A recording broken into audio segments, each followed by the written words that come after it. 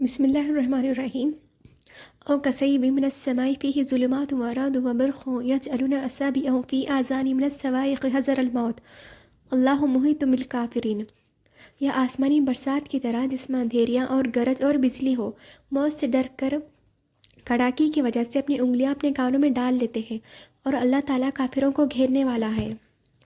منافقوں کی پہلی مثال تو ان منافقین سے متعلق تھی جو واضح دلائل سامنے آنے کے باوجود خوب سوچ سمجھ کر کفر اور نفاق کا راستہ اختیار کیے ہوئے تھے۔ اب منافقین کے اس گروہ کی مثال دی جا رہی ہے جو اسلام لانے کے بارے میں تذبذب کا شکار تھا۔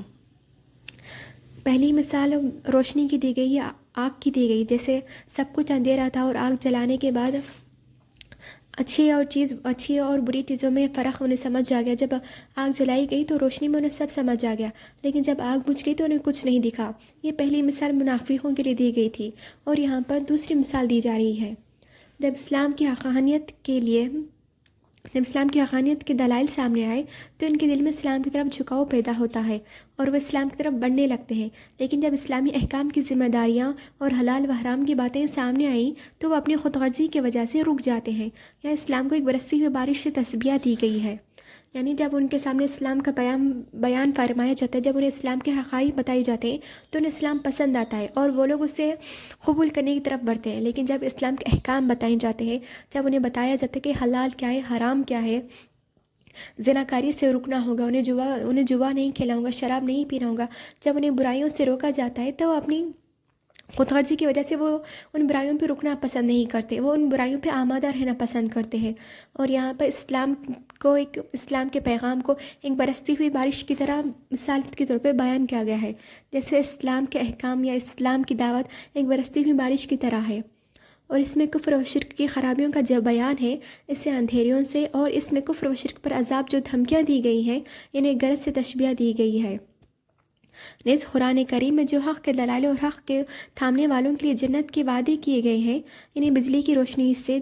تشبیہ دی گئی ہے۔ جب یہ روشنی ان کے سامنے چمکتی ہے تو وہ چل پڑتے ہیں، مگر کچھ دیر میں ان کی خواہشات کی ظلمت ان پر چھا جاتی ہے تو وہ کھڑے رہ جاتے ہیں۔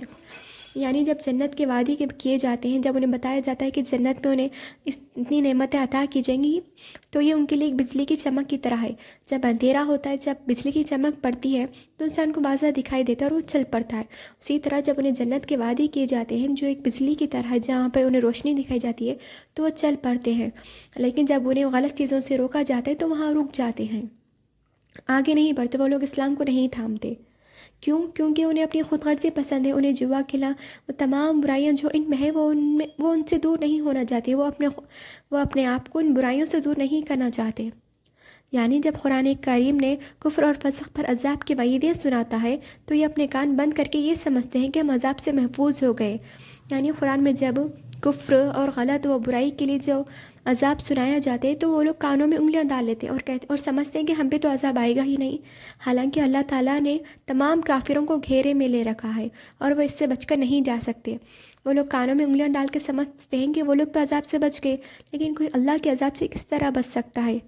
اللہ کا عذاب تو ایک دن ضرور آئے گا اور وہ سب کو گھیرے ہوئے ہے۔